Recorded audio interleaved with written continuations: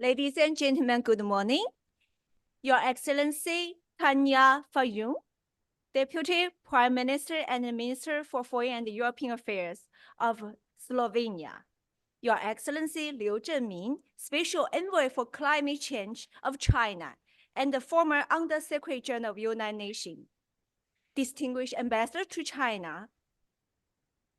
Ladies and gentlemen, greetings and warm welcome to Center for China and Globalization. Welcome to CCG Global Dialogues series. Today's event is jointly organized by Center for China and Globalization and the Bled Strategic Forum of Slovenia.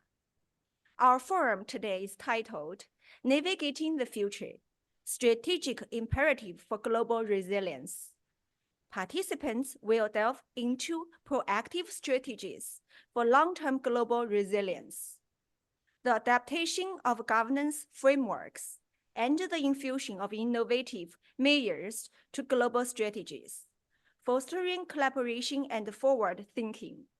We sincerely anticipate the insights and the perspectives will be shared later. Firstly, let us invite the representatives of today's event hosts to deliver the opening remarks. Let us welcome Dr. Henry Huiyao Wang. Dr. Henry Huiyao Wang is a founder and president of Center for China and Globalization. He is a former counselor of State Council in China. Floor is yours, Dr. Wang. Please join me a lot. Thank you, Dr. Miao.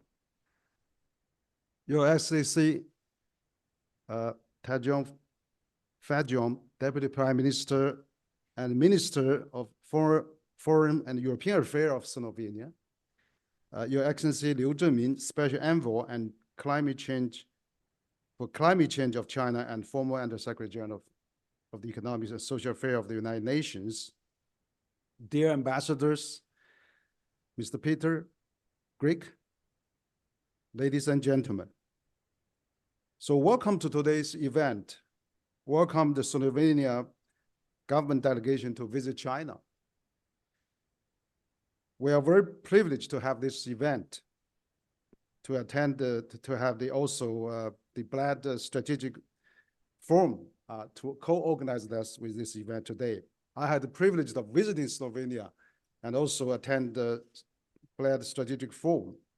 So I had a profound admiration of the Slovenia, which is a very beautiful country. So the Bled Strategic Forum wields significant influence, and we're delighted to collaborate with them. CCG is a non-government think tank, and actually we are ranked top 100 think tanks in the world, and also has been granted the special consultant status, only Chinese think tank that has been granted special consultant status in China, in China. So we are specialized in the global governance and the international relations, China-US relations, China-European relations. And we are very pleased to have established a collaboration with BSF for the past years. And we're very pleased to welcome all of you. So the potential for the development of relation between China and Slovenia is enormous. On May 12, 1992, the two countries established formal diplomatic relations. And in May 2022, President Xi Jinping and President Paha exchanged the congratulatory message on the 30th anniversary of diplomatic relations between China and Slovenia. So we have a very long diplomatic relations. And China and Slovenia have established mechanisms such as the Economic Joint Commission and Committee for Scientific and Technology Cooperation, and have signed numerous cooperation documents, including Memorandum of Understanding on jointly build the Belt and Road, and also the exchanges of various fields has continued to deepen. For example, in 2022, the bilateral trade between China and Slovenia reached 7.45 billion, a year-on-year increase of 24.4%. So today we are very pleased to have this great event. I really appreciate all of you coming on Saturday, but you can see how enthusiastic we we have attached to welcome our Slovenia friends to visit in China. And also we know that Slovenia has been elected as a UN Security Council member, which is also very important. And we have actually invited the 6 UN Security Council member countries to attend the event today. So we have ambassador from China, from Guyana, and also Japan, Malta, and Slovenia, and Switzerland. They are member countries of the Security Council. But we also have other ambassadors from Cyprus, from Jordan, from Palestinian attending our event today. And of course, we have also representative from China Friendship Association with foreign countries, and we have a representative from Ministry of Foreign Affairs with us, and we have scholars from famous universities in China. We have global young leaders dialogues attending our event. And also, we know that this year we're going to have a UN Future Summit, which is very, very important. And we have so many UN Security Council member countries represented today. It's a really gathering in China is very important. And also, especially, we have a newly appointed China envoy for the climate change, former Vice Minister Liu Zhenming, also attending our event. So welcome all of you. So I think this is an event where we have with high expectations, and we are going to really listen to all of you. And so this is really increasingly importance of the that we are facing the challenges today, and we're going to discuss in today's event. So I'll stop here, and I'd like to extend my warmest welcome to all of you again, and thank Deputy Prime Minister visiting CCG and visiting China. Thank you.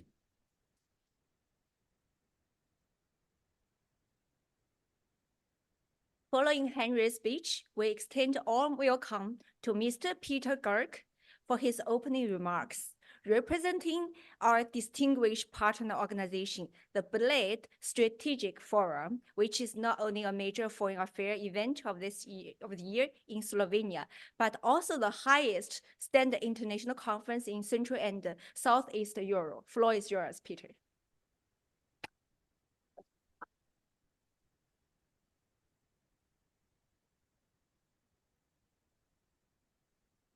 Thank you very much, Mabel. I'm going to be brief. Let me tell you just a couple of things that I noticed in my short visit in China. It's my first time in China and in Beijing. And of course, as everybody, you know, I was very, very impressed with the development of China in the last decades. But I was even more impressed with another thing. And this is the hospitality that I was offered here, be it from the Ministry of Foreign Affairs, be it from the CCG. This hospitality is something that it won't be forgotten. So thank you very much again, CCG. I really value our partnership.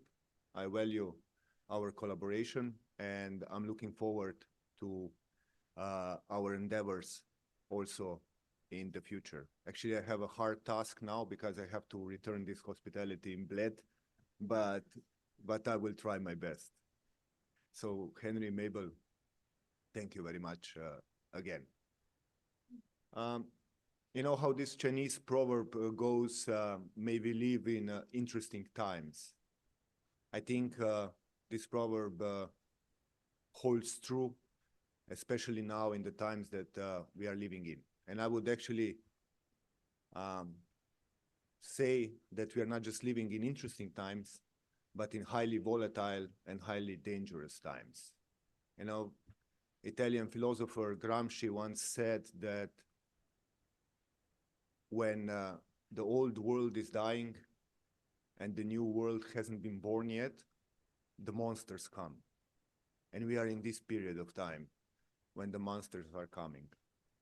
And it's going to be very, very important that we, as a global community, understand the times that we are living in, but that we also take lessons learned from the past and try to work together in order to make this global community sustainable and prosperous. What we learned in Slovenia as a small country, also now being a member of the UN Security Council, is one thing. And this is for me a strategic imperative, if you want to call it. What we learned is that we are living in a highly divided society. There is a lot of particular interests and not a lot of solutions which would look at the common good, as UN Secretary General said in one of his speech. Common good. So for us, as a small country, our imperative is to listen. Not just to talk, not just to stay in its own silos, but to actually listen to other global players, to other countries, with whom we may not necessarily agree on all the points, but we will try, and we are trying to understand their positions, to understand their goals, to understand their ideas. And through this understanding, we hope that we can come to common solutions which are going to actually contribute to this common good, to a global community which is going to be peaceful, stable, and sustainable. So in this sense, also this roundtable is a small contribution to these discussions, to trying to understand one another, trying to listen to one another, and see where are these common goals, common issues that we need to address in order to move forward from the situation that the global community is currently facing. You all know the problems, you all know the issues that are on the table, and I think it's high time that we move from just analyzing the situation and trying to do everything that we can to find solutions. So thank you once again for this meeting. Thank you, CCG, for offering us this opportunity, and I wish you all nice and constructive debates. Thank you very much again.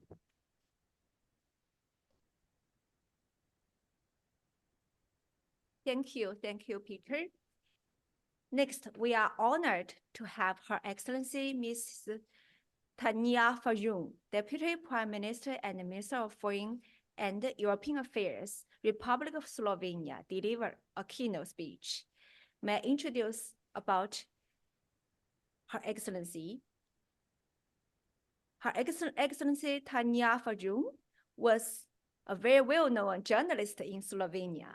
She was first elected to European Parliament in 2009 on behalf of the Social Democrats, and again in 2014 and 2019. During her parliamentary term, she was consistently active in the Committee on Civil Liberties, Justice, and Home Affairs, and the Committee on Foreign Affairs.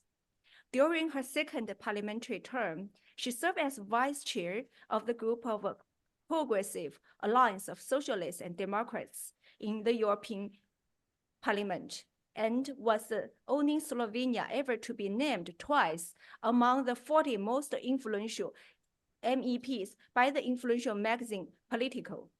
In 2020, she was elected president of the Social Democrats at SD Congress. So please join me to give a big round of applause to Her Excellency. Hello, it's yours.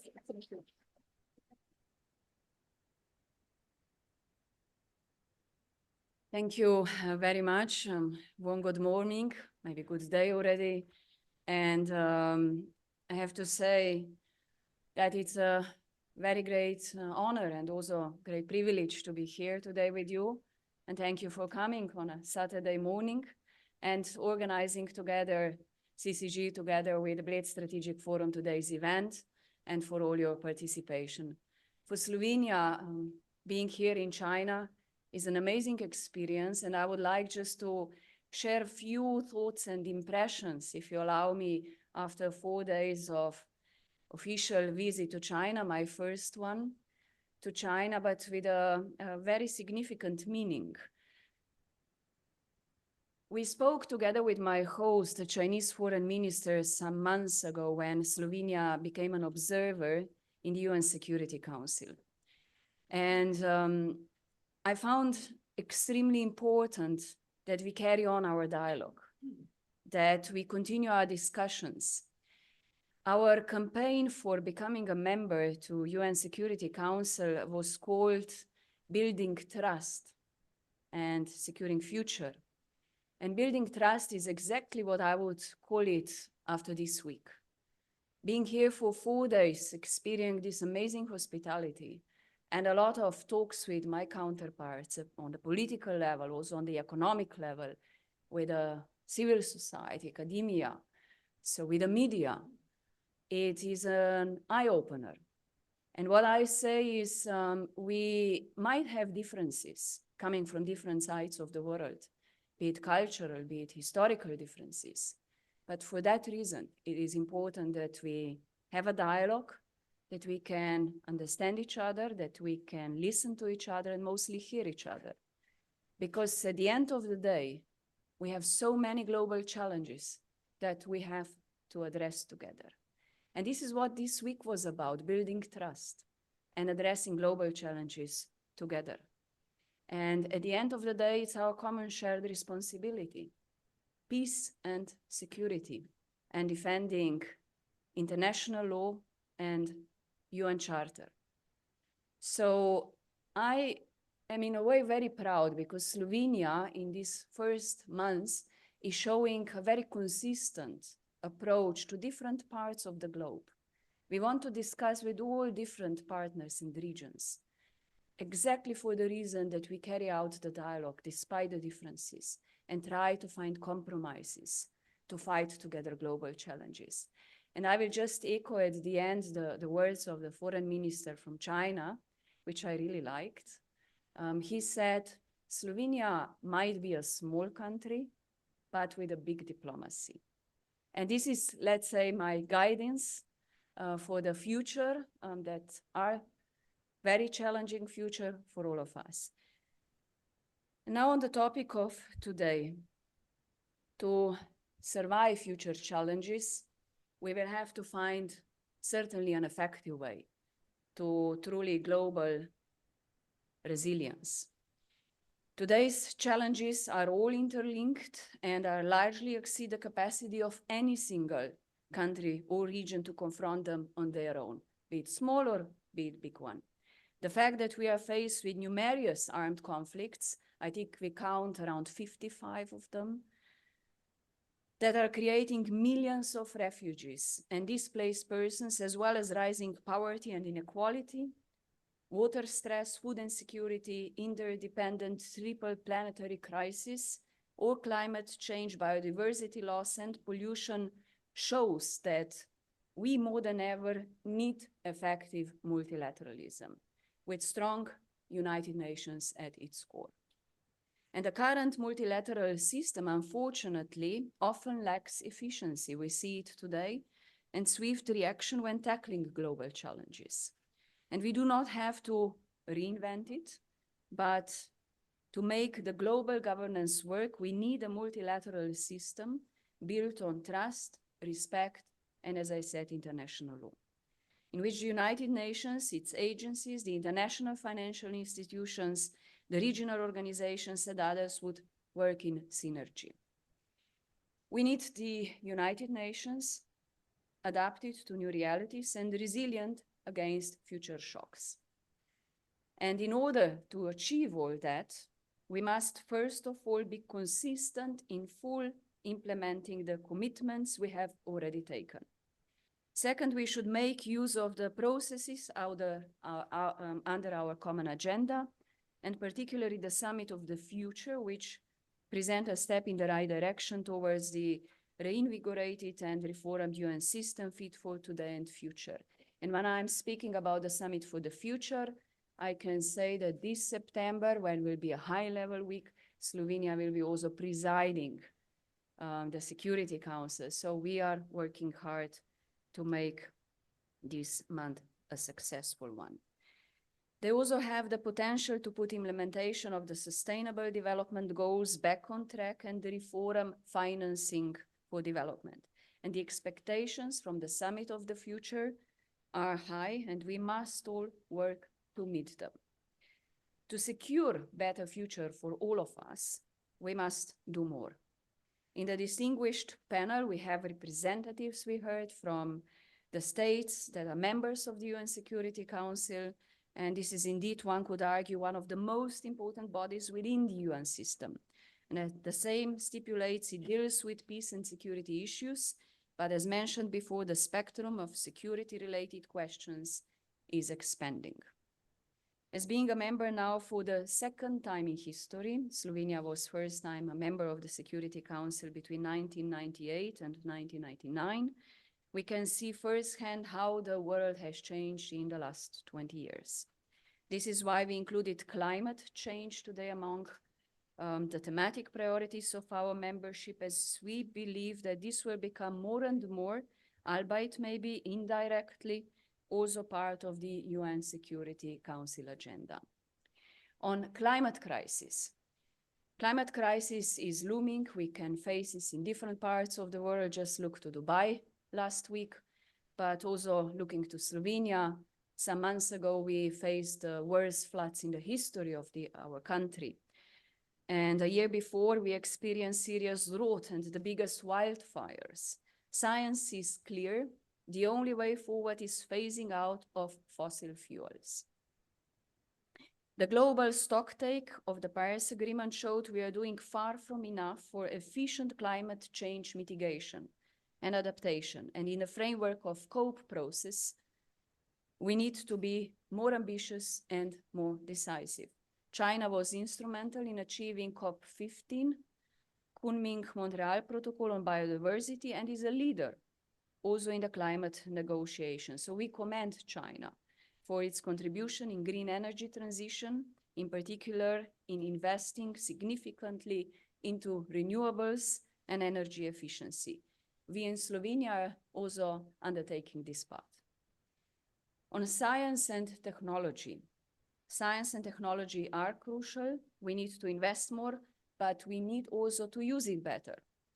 Early warning for disaster risk prevention based on space technologies, in particular satellite imagery, well developed by Slovenian companies, improves predictability of flooding and enhances the security of food and water supply, land use and construction planning, among others, and thus contributes to standard of living and economic growth. On water and nature-based solutions, water is another key priority. Slovenia is one of the rare countries that has written access to quality and healthy water in our constitution. We call for transboundary cooperation in preservation and sustainable use of water resources, as water and water-related ecosystems are crucial for effective climate actions.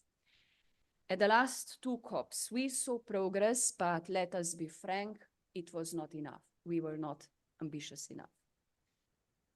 Now we need to strengthen the awareness on the relevance of water, water-related ecosystems for mitigation as well. Nature plays an immense role in every aspect of our lives and is one of stronger allies in tackling climate change. However, biodiversity loss and degraded ecosystems accelerate climate change and its negative impacts. And to reach the ambitious goals and biodiversity goals, as well as to achieve sustainable development goals, we need to maximize synergies between climate and biodiversity action with the implementation of nature-based solutions as a key instrument for addressing these challenges. And nature-based solutions can create jobs and contribute also to economic and very important social development. Let me mention just transition. We need to assure a just green transition and climate justice for all. And climate justice is about finance. It's about human rights, access to justice and solidarity. One of major achievements of last COP is the decision on the loss and damage fund. And Slovenia was among the first to pledge a contribution to the fund, 1.5 million euro. It's a large contribution. If you look the GDP of our country, we can compare ourselves to other bigger countries in the EU. And in addition to that, our government contributed also the same amount of money to the second replenishment of the International Green Climate Fund. And climate and environmental related issues are also a priority theme for our development partnerships and assistance. Inclusiveness, gender responsive action, and human rights-based approach are crucial for efficient climate and wider environment action, and we are happy with the inclusion of the right to clean and healthy environment in the COP outcome documents, but still need to do more for its implementation. And solidarity means also listening to each other and understanding each other's position. On climate and security nexus, climate change and increasing water scarcity are risk drivers that can exacerbate the existing conflicts, can provoke new conflicts, and even threaten the very existence of states. During our candidature for the UN Security Council, many countries, especially small ones or more remote from here, raised the issue of climate and water security and asked us to pay attention to this issue if elected to the UN Security Council. And we promised we would, and we keep our promise. Our focus is on prevention and peace building. We firmly support the work of the climate security mechanisms and climate advisors on the ground. And there is a growing understanding of the intricate links between climate change, environmental degradation, resource scarcity, and conflict. And in addition to several open debates and discussions in the area formula on climate security in last years, the open debate under the Guyana presidency on climate and food security in February this year is an evidence of growing awareness of the complex interconnectedness between climate change and conflicts. So we listened attentively to the statement of China at the open debate back in February in New York, and we cannot but to agree with the assessment about emerging common understanding of the relationship between climate change and security. We also fully agree that specific connections and interplay between the two has to be further analyzed and understood. So that was about the topic of today, which I find, as I said, interlinked with everything that is globally happening around the world, with challenges that we are facing. It's very much interlinked. Unfortunately, you know well that what the Security Council is doing in the last weeks and months is trying to bring peace in the Middle East and also in Ukraine, to major conflict areas, but also in the other parts of the globe. But just to mention, to see the paralysis and inefficiency in the Security Council, where we are not in a position to really adopt a resolution that can bring peace to people in Gaza, to end the conflict, to ensure security for Israelis and Palestinians living side by side, that we are having so different positions. What does it mean to end the human suffering? I said few times in the past, the world has fallen on the test of humanity. So it is our, dear friends, shared responsibility that we are aware of all these challenges and that we try to address them together, that we try to address them through dialogue and through the existing mechanisms. So I can just encourage us to cooperate, have loud voice when it's necessary, and mostly what is important, protect civilians, children, and people in need all around the world. Thank you.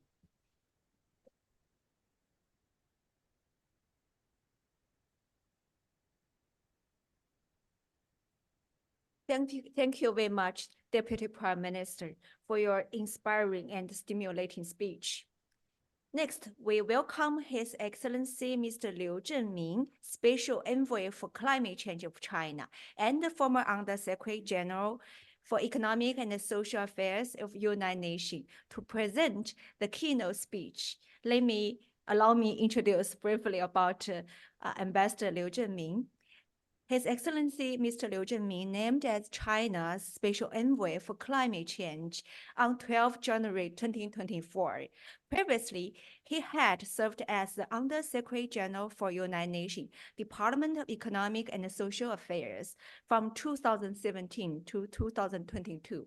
Prior to that, he had served as Vice Minister for Foreign Affairs of China after a 30-year career in Ministry of Foreign Affairs of China. Floor is yours, Ambassador.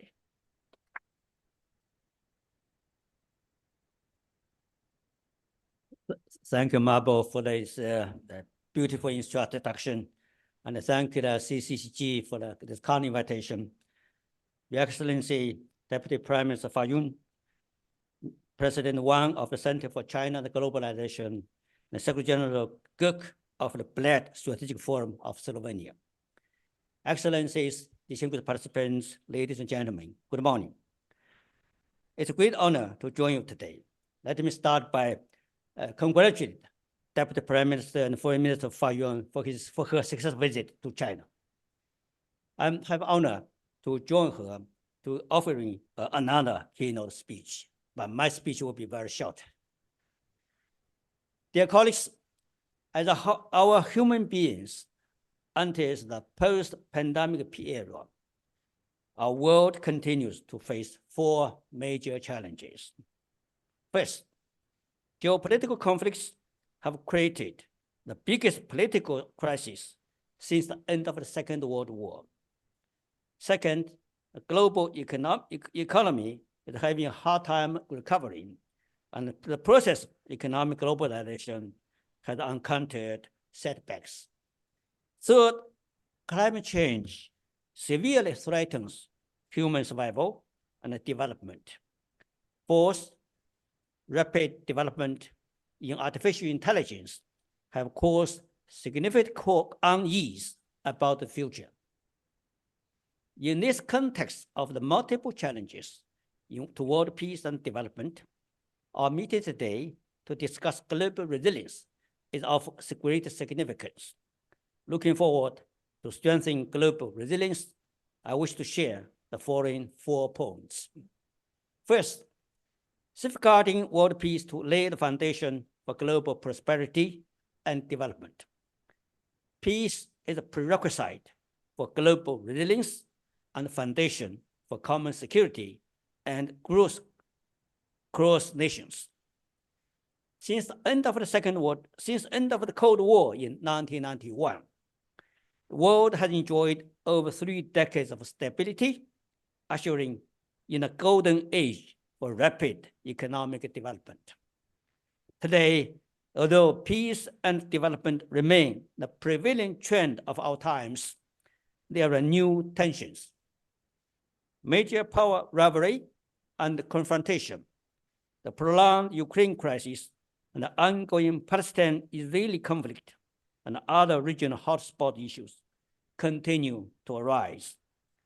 In our Asia-Pacific region, there are emerging signs that warrant high vigilance. Over the past year, the South China Sea has seen a lot of tension with intensified military cooperation among the US, Japan, and the Philippines. At a trilateral meeting last week, on April 11th, they announced several measures to deepen cooperation in defense. This approach introduces new external influences into East Asia and creates exclusionary political blocs posing great danger. Dear colleagues, we must carefully review the historical experiences, cherish and safeguard world peace, respect national sovereignty and territorial integrity, resolve conflicts peacefully, replace zero-sum games with win-win cooperation, and strive to create a more harmonious and stable environment for the healthy development of the world. Second, improving economic globalization to sustain the vitality and momentum of the global economic growth. Economic resilience is a crucial aspect of global resilience. Currently, the global economy is struggling to recover, and growth momentum is insufficient. The World Bank has made a pessimistic prediction that the average annual global economic growth rate for the current decade will drop to a low of 2.2%, which it calls a lost decade for the world economy. Some countries, in a bid for narrow self-interest, have built small yacht and high fence and pursued decoupling or de-risking. That not only hinders their own development, but also weakens economic globalization and slows global economic growth. We must and we need to reinvigorate economic dynamism and push for a more universally beneficial and inclusive form of economic globalization. Universally beneficial means growing the economic pie and dividing it fairly so that people from different countries, different social classes, and different groups can all participate in and share the fruits of economic and social development. Inclusive means supporting countries in taking developed paths suited to their national conditions rather than imposing a one-size-fits-all model. This approach will help maintain the stability and the smooth functioning of the global industrial and supply chains, ensuring the vitality and the momentum of global economic growth. Third, actively addressing climate change to achieve green, low carbon, and sustainable development. The climate crisis profoundly impacts human survival and development. Tackling climate change is a crucial task for achieving global resilience. The adoption of the 1992 United Nations Framework Convention on Climate Change, the UNFCCC, established the concept of sustainable development and initiated international cooperation on climate change. The Paris Agreement in 2015 significantly strengthened international cooperation by setting out long-term temperature goals of 1.5 degrees centigrade to 2 degrees centigrade, and aiming to reach global peaking of greenhouse gas emissions as soon as possible.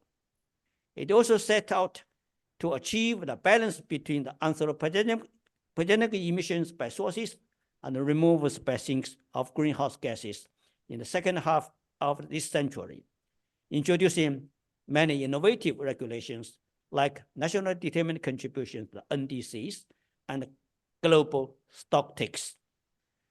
The Glasgow Climate Pact in 2021 further urged the state parties to achieve net zero emissions around mid of this century. At COP28 in Dubai last December, the first global stocktake of Paris Agreement was successfully completed, showcasing humanity's resolve to speed up low carbon development and brisk green transformation and move away from fossil fuels. Currently, the green transformation is a clear global trend, with 151 countries having set goals for carbon neutrality. These countries account for 92% of the global GDP, 89% of the global population, and 88% of global emissions.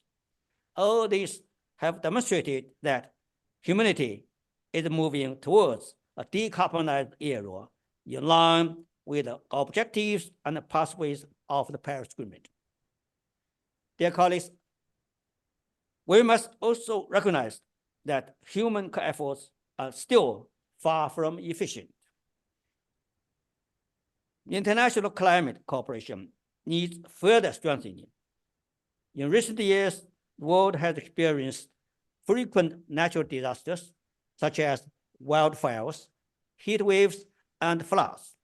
The average temperature in 2023 was over 1.4 degrees centigrade higher than pre-industrial levels, making it the hottest year on record. Experience shows that we need to strengthen global climate cooperation within the framework of sustainable development, with a focus on enhancing implementation to ensure the sustained success of the UNFCCC and the Paris Agreement. Fourth, strengthening the governance of artificial intelligence to ensure that this new technology benefits humanity.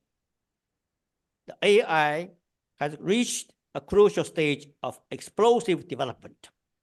It will provide significant impetus for energy in transformation and industrial upgrading, and profoundly affect human production and way of life. However, due to the absence of the governance rules, differences in national policies, and technology gaps, AI also poses many new challenges. During my 5 years tenure as Under-Secretary General of the United Nations, we convened annual meetings of the Internet Governance Forum, that IGF, for 5 consecutive years, without, unfortunately, establishing any digital governance rules, due to the differences among member states.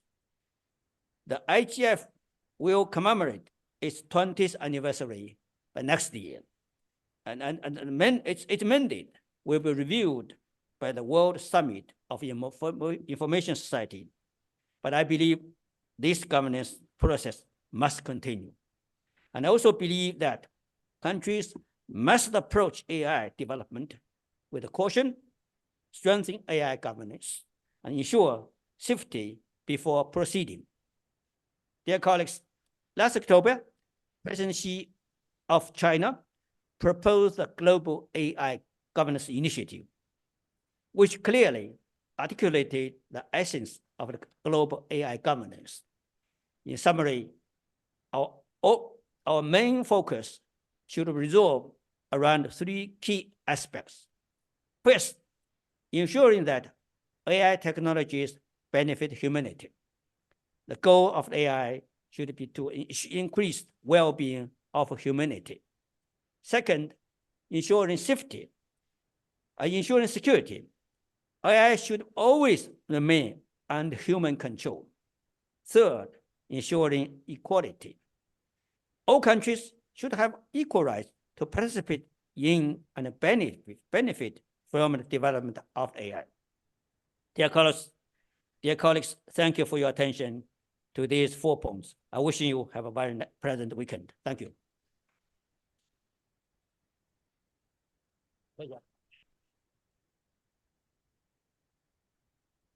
Thank you, Ambassador Liu Zhenming, for your great, insightful, and wonderful speech, especially on the global governance.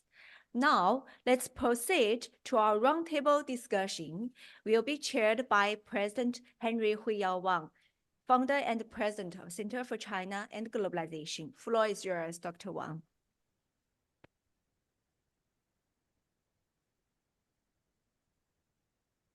So we had a very good keynote from Deputy Prime Minister Tanja Fajon, and of course also from the Special Envoy on Climate Change of China, Minister Liu Zhenming. And of course we had also hear from the Secretary General of Bled Strategic Forum, Peter, as well.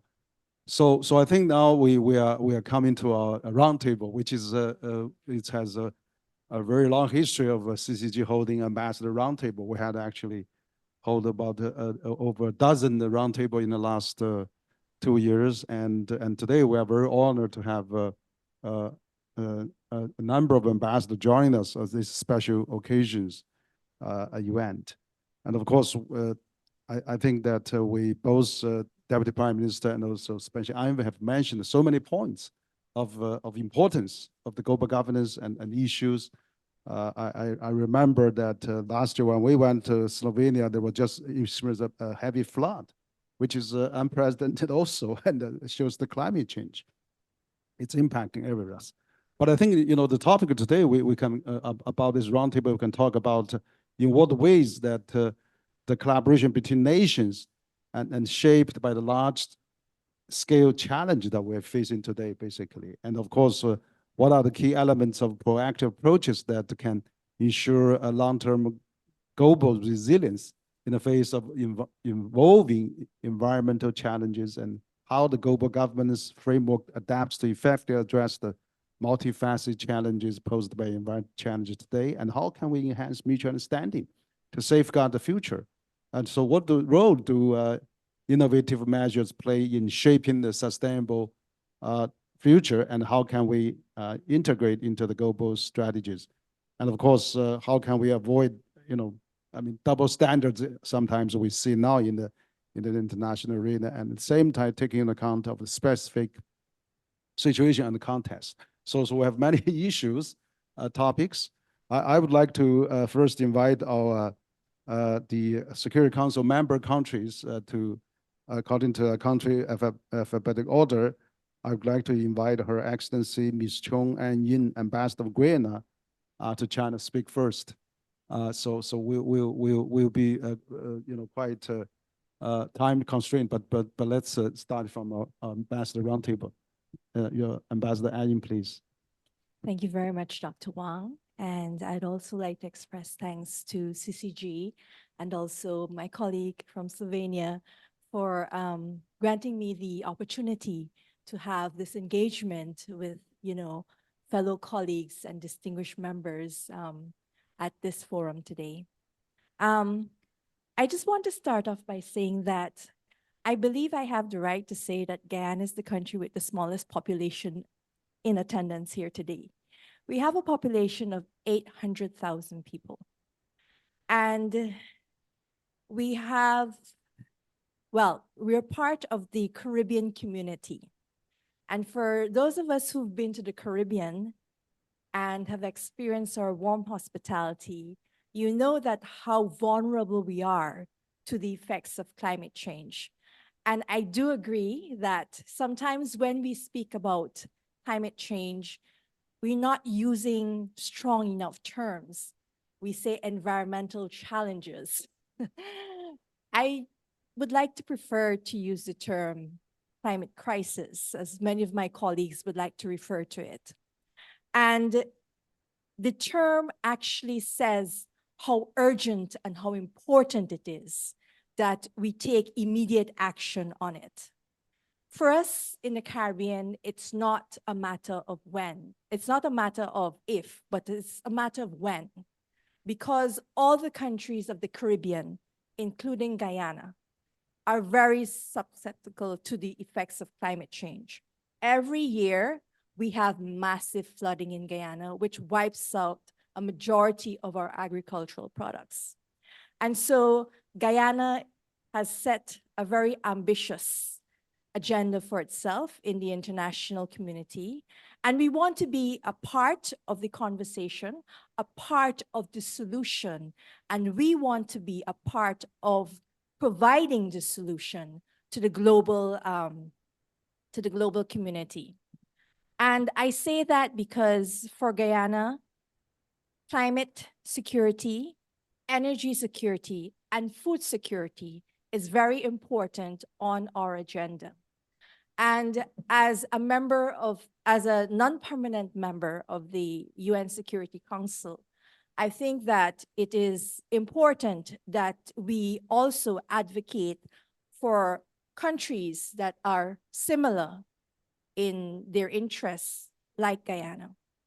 I think that is important to note, and I know that we've heard this here before this morning, that as part of the global community, we're many, many members. We're different sizes. We have different levels of economic development. We have different interests. We will not agree on every single thing.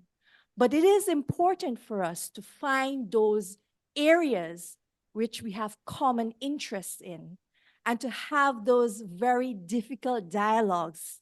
You know, it's easy for us to say that we want to have a dialogue, but when it comes to having substantive dialogues that we need and to take immediate action resulting from those dialogues is not something that we're very good at as members of the global community.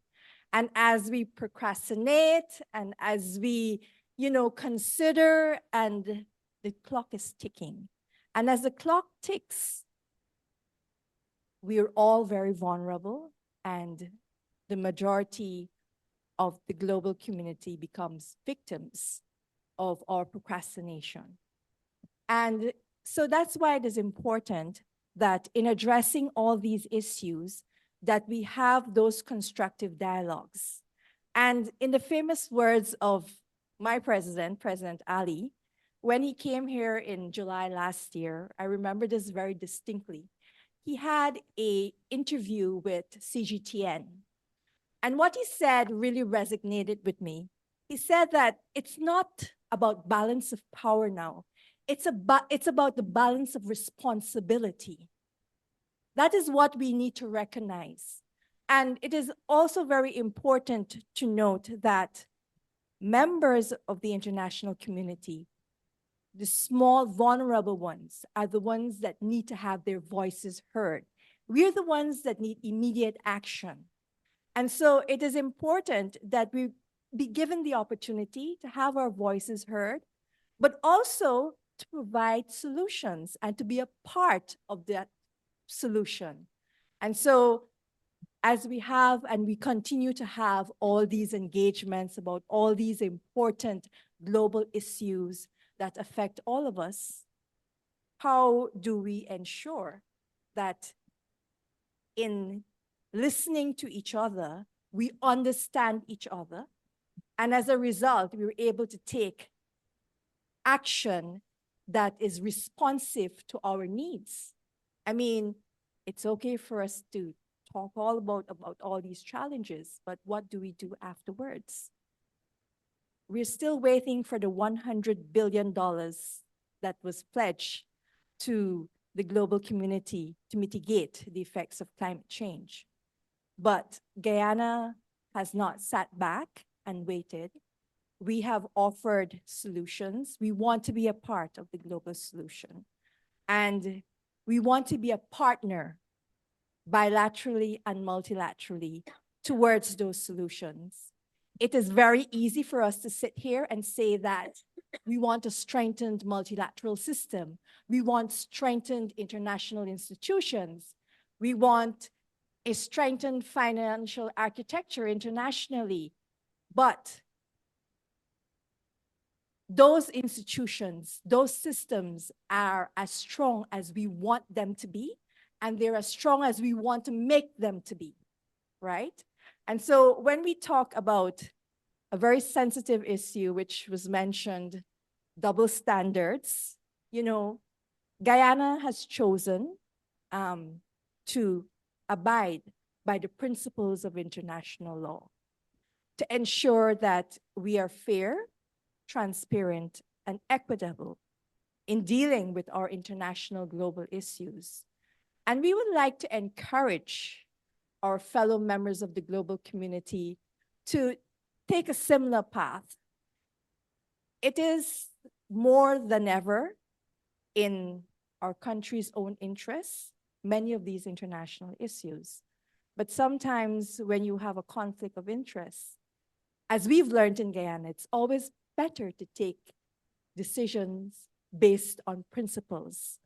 And so I leave you with just a small annotation today, is that we live in a global world that is borrowed from our children and from our future generations.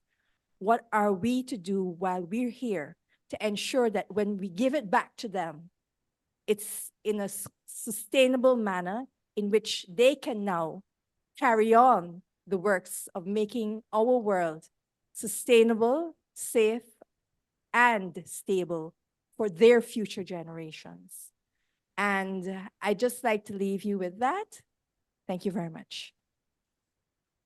Okay, thank you. Thank you, Ambassador Chow, for your excellent speech. Of course, I strongly echo the point that is, countries may have differences, but we need to find a common, ways of dealing with the common challenge, like climate change, which is the largest, by far, the largest threats to the human being. And we have to organize and work together, absolutely. And so, thank you for your constructive statement. Now, next, I would like to invite His Excellency, Mr. Kasugi Kenji, Ambassador of Japan to China, to share your view, also as a member of security member countries. Please, Ambassador. Well, good morning, ladies and gentlemen, Your Excellencies. Thank you for your invitation to this important meeting. I feel very honored to be here today. At the outset, I felt very obliged to argue against the statement by His Excellency Liu Jianmin on South China Sea and economic security. But for the sake of other diplomatic colleagues and because of the time constraint, I'd rather not to do so today. I would like to focus my attention on how to enhance global resilience on climate change. As we see the multilateral frameworks encountering all sorts of difficulties, starting from UN Security Council's paralysis and inefficiency, as the Deputy Prime Minister referred to, I think we may better focus on the plurilateral approach for now. That means that like-minded countries get together and try to find a common solution for problems, global common agenda items, and then expand the scope of the membership as we move forward. And in that area, I wish to draw your attention to two sets of pragmatic approach, which Japan has been promoting in the area of climate change. One is what we call a joint crediting mechanism, JCM. That is a kind of carbon credit exchange program, which intend to supplement the Article 6 of the Paris Agreement. Japan so far concluded agreement with 28 partner countries, primarily Asian countries.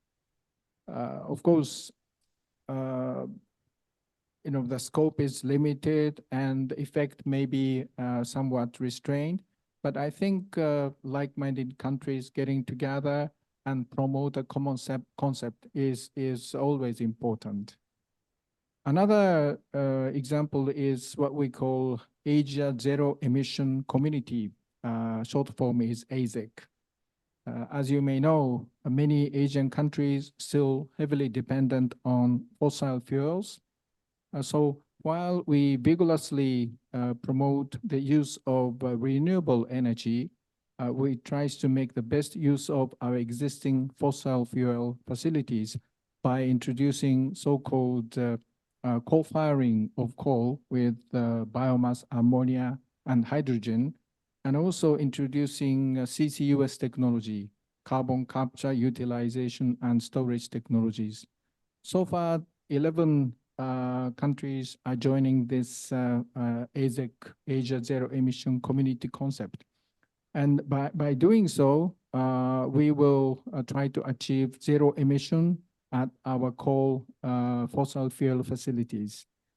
We know that this idea is not that popular among countries, particularly countries in Europe, but we believe that it is a very pragmatic and doable solution for many Asian countries.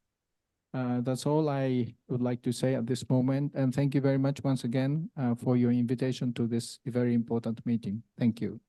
Thank you, Ambassador Kenji, for for your sharing of the views on the climate, which is absolutely, we all have a consensus on how we can fight this together, even we have some differences. Now, I'd like to invite His Excellency Ambassador John Bustow, Ambassador of Malta to China, to share your view, because we know Malta is also an island country, but of course you must feel deeply on many of the issues that we touched today on climate as well. Your turn, please. Thank you. Thank you very much. Good morning, everyone. Excellency Minister. Thank you, Alenka, for this invitation, Henry and Mabel. Yes, I was laughing inside when I heard my ambassador of Guyana saying 800,000, she considers herself the smallest here. Actually, she's not. But but like Slovenia and other also European member states, you know, there's a number of small states currently on the Security Council. We are currently also president for this month of the Security Council. During our first presidency of the Security Council last February, we commemorated the first anniversary of the war in Ukraine, which was, as you may imagine, a very, very strong meeting, which sent some very strong messages, but the situation did not change much. In this month as well, we saw that there was an event last Thursday with a vote on the Security Council on a resolution tabled by Algeria again. So you know, I mean, you start to question when the highest body of the United Nations, which came out of the ashes of the Second World War, is unable to resolve situations as we are currently facing. I mentioned as well that we are chair in office of the Organization for Security and Cooperation in Europe. We didn't ask for this to be in this position, but the situation was such that there was consensus within this only security organization for Europe. Consensus could only converge around Malta, and we took on the role, notwithstanding our position as an elected member of the Security Council. So seeing all this, you know, I mean, one says that probably the upcoming summit of the future to be organized in September comes at the right time. But also there are skeptics who say, I mean, there couldn't probably be a worse time for the upcoming summit, because as Peter mentioned, you know, with his quote from Gramsci, across several spheres, there are geostrategic, technological, climatic, demographic. We are transitioning to a new underlying set of conditions and parameters. And probably this will form the backdrop of global risks that will play out for the next decade. The fact is that the world has made rapid strides across most human development indicators over recent decades. Tangibly in China, we can see that all around us. But the fragility of these collective gains is evident, in particular with the COVID-19 pandemic, which challenged global advancement with visible reversals in 2020 across multiple economies and regions, as progress led with respect to education, healthcare, poverty, economic mobility, or the ability to improve economic status and related outcomes. I highlight a point made by the Global Risk Report from the World Economic Forum on the current trajectories for global warming. I heard very, very closely the presentation by Ambassador Zemin, that global warming means that at least one climate tipping point, or the threshold at which long-term, potentially irreversible and self-perpetuating change to a planetary system occurs, could be passed within the next 10 years. Under nearly all IPCC scenarios, the 1.5% degree centigrade threshold will be crossed in the early 2030s. Based on the latest research, at least 4 systems are considered likely to flip at 1.5 degrees Celsius. Low altitude coral reefs die off, and we heard our colleague from Guyana, the experience they have. Collapse of the Greenland and West Antarctic ice sheets, and abrupt thawing of permafrost. There is also new evidence to suggest that the North Atlantic subpolar gyre circulation could additionally be placed at risk at 1.5 degrees Celsius, with the boreal forest, mangroves, and seagrass meadows all will start to become vulnerable. As Malta, we have a perspective, of course, of being a small state, and having previously been part of the SIDS group, we have a deep affinity with SIDS and actively support them in building resilience to environmental challenges. We have initiatives which encompass a range of activities, including capacity building with the Small State Center of Excellence, which is based in Malta, and co-chairing the UN Steering Committee on Partnership for SIDS, organizing webinars on SIDS-specific themes, launching initiatives like Islands for States as well, collaborating with other entities. To conclude, I'm an optimist. The future is not fixed. A multiplicity of different futures is conceivable over the next decade. Although this drives uncertainty in the short term, it also allows room for hope.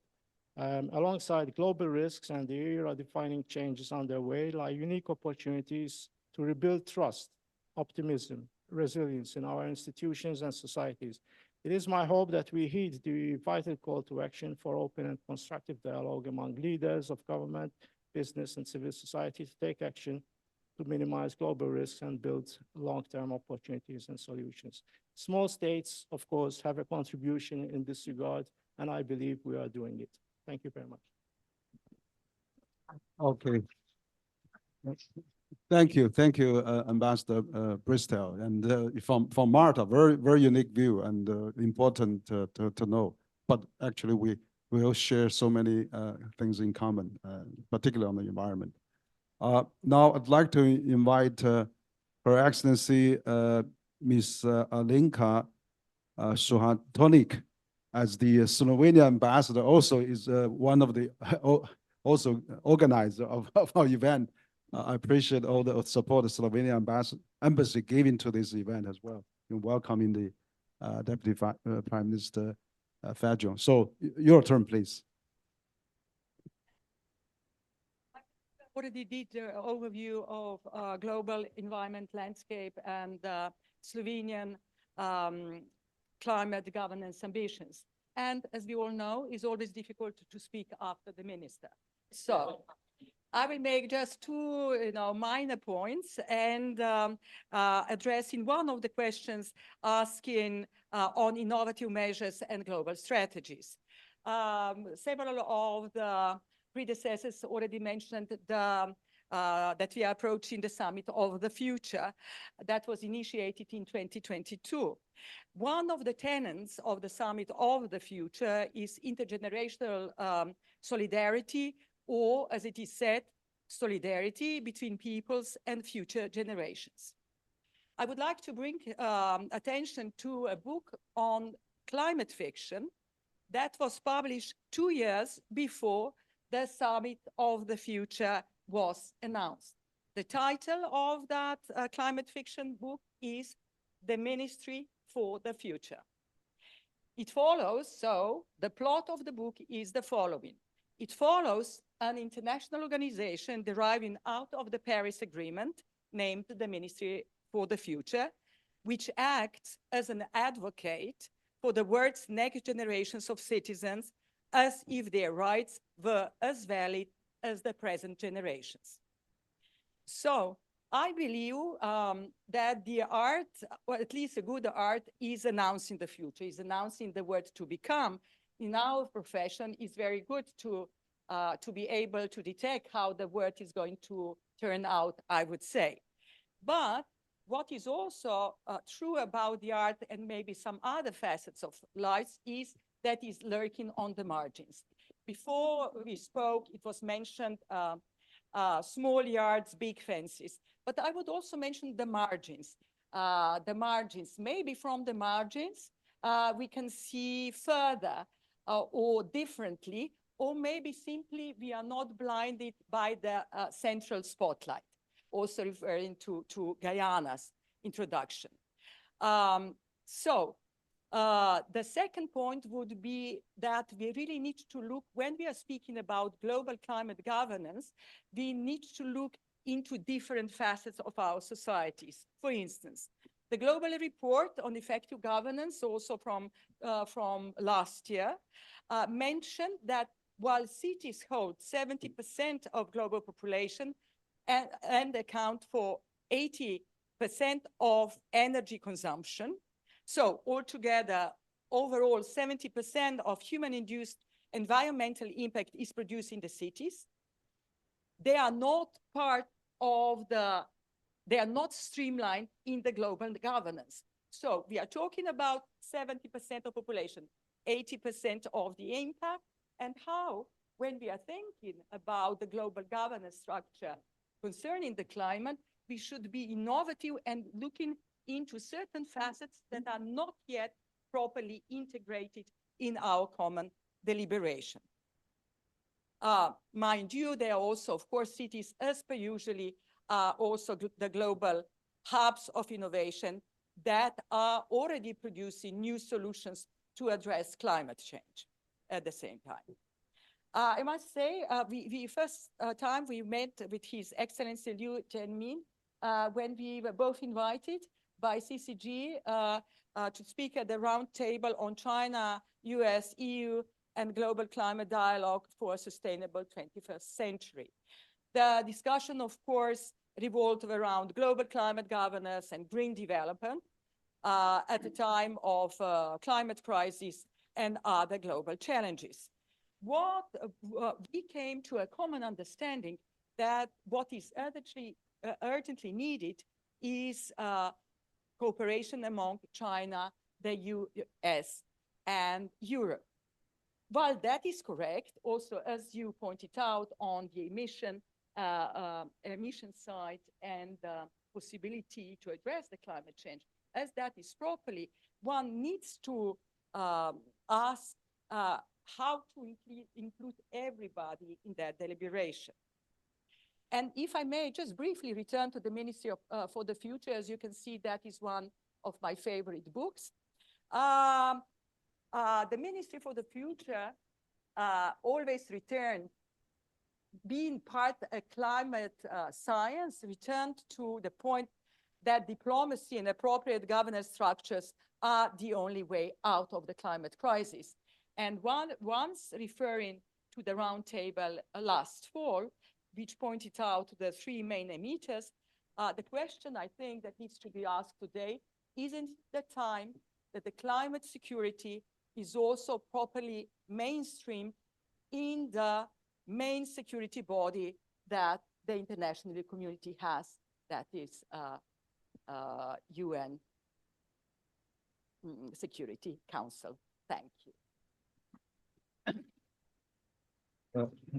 Thank you, Ambassador Alinka. Yeah, you have mentioned a lot of good points, actually, and certainly the Future Summit is something that we all have to really pay great attention to, and really how can we assemble some common consensus, and also you mentioned about this non-traditional threat like climate and possibly AI, as Minister Liu mentioned, probably should all in the future be looked at by the Security Council. And of course, giving all the security member country here have a huge responsibility for the global peace and stability. And now I'd like to invite our final representative from Security Council member countries, His Excellency Mr. Jörg Bury, Ambassador of Switzerland to China, to give your comment, because I know Switzerland is very active in mediating, peacemaking, and all the efforts. Ambassador, please. Minister, Excellencies, dear colleagues, ladies and gentlemen, thank you for the invitation, Dr. Wang, to this very important workshop. I always hope to be invited to one of your workshops or fora when my notebook starts running out, so that I get a fresh one. I must say, I'm also particularly pleased that these efforts of the countries that are here at the table to position themselves as E10 are supported by your institution. And I can tell you, Minister, that we are a very active group of E10 members here in Beijing. We do not only exchange opinions, but we also look for dialogue with our Chinese interlocutors together. And I can also assure you that your ambassador here is certainly a very good exponent of the great diplomacy of a small country that the Chinese colleagues have mentioned. On global issues, there are issues that we have to tackle by ourselves. And there are issues, and a big number of issues, that we have to tackle together. And Switzerland, as a neutral country, always tries to bring itself into the position.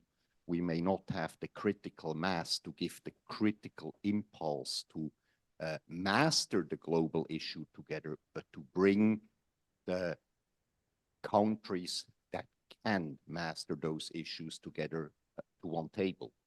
And currently, peace and security has been mentioned on Ukraine. The International Peace Conference on Ukraine is certainly something which is very strong on our agenda.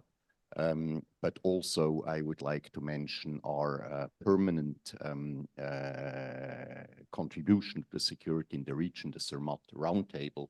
And I'm very happy that I see various participants in this roundtable here at the table.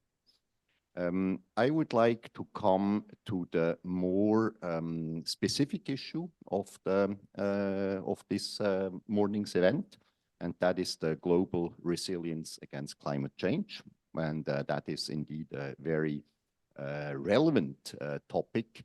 And as you have mentioned, Excellency, Mr. Liu, as closer as you come to the coast, the more relevant the event climate change becomes. But also Switzerland is very affected, because also as higher up as you go, the more sensitive our natural surroundings are. This is one effect that has been mentioned of the permafrost that comes down, and so it loosens the rock structure of the mountains, and you have many more landslides, mudslides. And second, of course, the change of the vegetation at these levels is very sensitive. And I think to Slovenia, we even have initiatives together in that field, and all other mountain countries should be very engaged and aware of this. The Swiss federal government has just adopted these foreign policy priorities for the next 4 years, so priorities 24 to 27. And climate is now one of our key priorities of foreign affairs, and it goes along 3 axes. The first of all is climate change, where again, to our Chinese host country, we are a country that is sharing technology. I would like to mention the very interesting program that we have together with the People's Republic of China on zero emission buildings. But we also want to share technologies like to CO2 storage and so on, like it has been mentioned by Japan. The second priority is biodiversity. And here we are very much on the Slovenian turf, which is the coordination of conventions, and achieve that the goals are more integrated. Also for us, the Kunming-Montreal global biodiversity framework is a very high priority. And of course, also there must be aid programs to developing countries in both topics, climate change, biodiversity, and pollution. the more wealthier countries must liberate funds to help the poorer countries. And then the third one is energy. We are actually currently working on a national new energy strategy, and the access to renewable energy, also access to renewable energy for less wealthy countries is a priority there. And having presented these three priorities that all have a national and a multilateral element, I would like to come to the end with a maybe more simple remark. And that remark is that my embassy, the Embassy of Switzerland in China, last year has also become a member of the Sustainable Embassies Network of Switzerland. So these are formal criteria that you have to meet, that you can become a member of this Swiss network. And consequently, I am also a very proud member of the Ambassadors for Nature group here in Beijing. I see a couple of fellow ambassadors, and those who are not yet, I very kindly take the occasion, please allow me to abuse of my time, to invite you. There are no formal criteria to become an ambassador for nature in Beijing, except you have to have a big one or a small one track record. And I think that's a very good start. And with that, I thank again for the time and for listening to me. Yeah. Thank you, Ambassador Berry, for your also wonderful remarks, and congratulations for the nature of ambassador, and also Embassy of Switzerland being part of the clean networks, climate sustainable network. So this is a great. I think we have you just get a round of the representative of the Security Council member countries' ambassadors' view on the common challenges facing us, and then we have a big consensus here that we have to work together on the climate, and of course on the renew this global governance, and this also to really find ways to meet the challenges that was really we have the presence of Her Excellency Deputy Prime Minister Tanja Fajon visiting China on this occasion, and also Minister Liu, who is the special envoy on China climate change, to actually participate. And then here, our security member country ambassadors here in Beijing to talk about those common challenges, and that we need to work together. And this is very significant, and we have many representatives here also from other different countries. We have actually about 10 other countries embassy representative presented today at our roundtable. Now, for this, I would like to invite two Chinese commentators for this ambassador roundtable as concluding remarks. First, I would like to invite Mr. Li Gao. He's the member of the Environmental Resource Protection Committee, National People's Congress, but he's also the former Director General of the Department of Climate Change, Ministry of Ecology and Environmental of China. So, Mr. Li, please, your comments. Thank you, CCG's invitation to this roundtable. I understand it's a roundtable of ambassadors, but I'm not. But all the ambassadors, including Her Excellency Deputy Prime Minister Fajon and my previous boss, Special Envoy Liu Zhenming, talking about climate. In fact, in the past 20 years, climate change is my only work. And I spend almost all the time in the UNFCCC process. And it was tough when we sit into the negotiating room because different countries have different interests, but negotiators also bear in mind that it's our common challenge. we need to find out common solution. So each time when we went out from the negotiation room, we have progress. And if you look back, this year is the 30th anniversary of UNFCCC's taking effect. If you look at this process in a term of 30 years, 20 years, or 10 years, you can see the big progress. And especially last year in Dubai, I was no longer a negotiator. I was the vice president of COP28. And I was very happy to see the progress. Countries agreed that they're going to move to a non-fossil fuel energy system. It's a very big progress. And I think UNFCCC in the past, in fact, paved the way for a global trend for a green and low carbon development. And it shaped countries' policies on energy, low carbon industry, and technologies. And I think still we have a lot of things to do, especially we are in we're facing a lot of the new challenges. Some speakers mentioned about. I think in terms of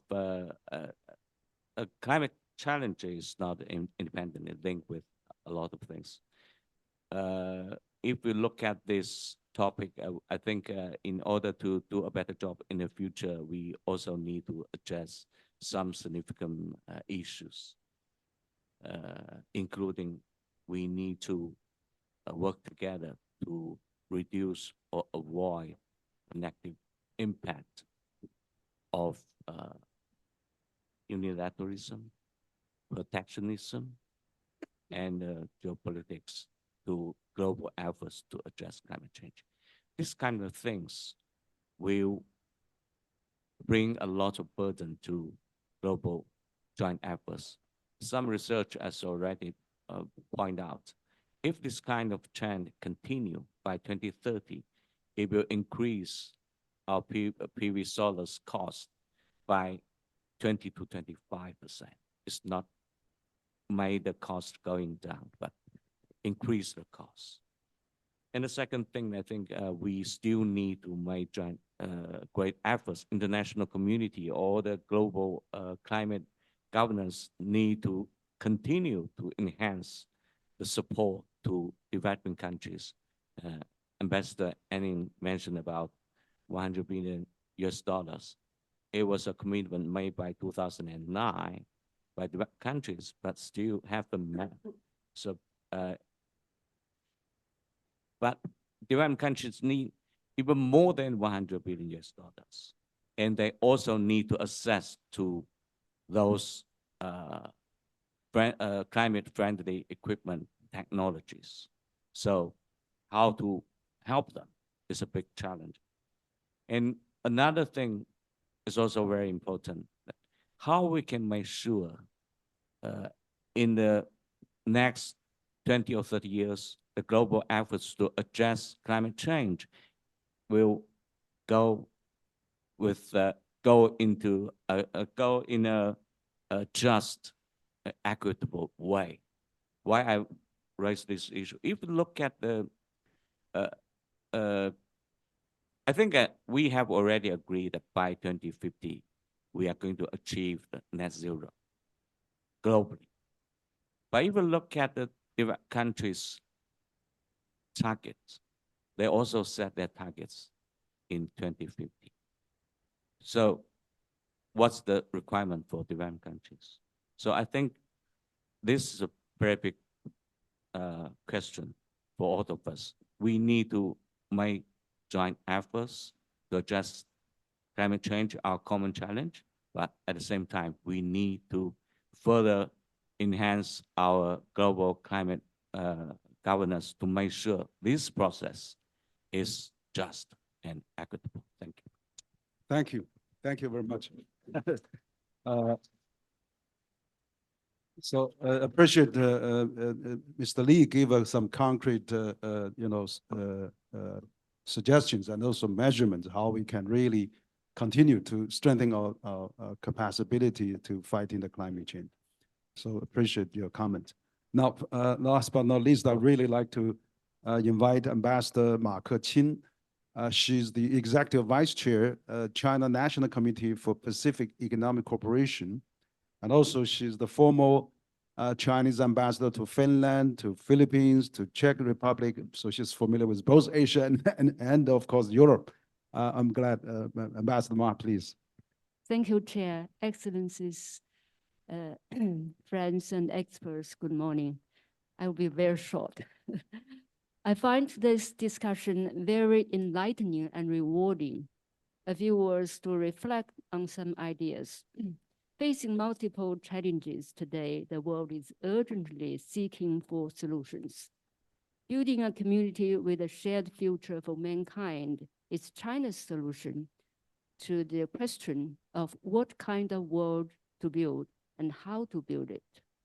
China has also proposed to build an equal and orderly multipolar world and a universally beneficial and inclusive economic globalization. China's vision and initiatives are inclusive and constructive in nature and go beyond the absolute zero-sum game mentality, reflecting the shared aspirations of nations in the world.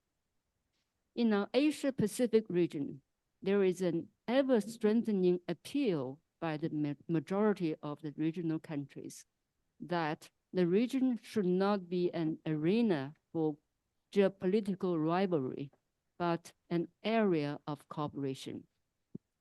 By prioritizing cooperation over geopolitical rivalry, we have promoted trade and investment liberalization and facilitation and bolstered economic integration of the region with some established arrangements like RCEP, CPTPP, and DIPA. As a result, in the past 3 decades, the region has maintained a robust growth and contributed 70% of global economic growth. Now, the countries and economies in the region continue to work towards building an Asia-Pacific community by 2040. So cooperation has proved to be the right way and has benefited all.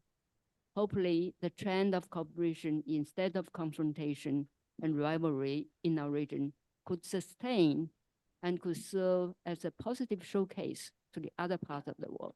Thank you. Thank you.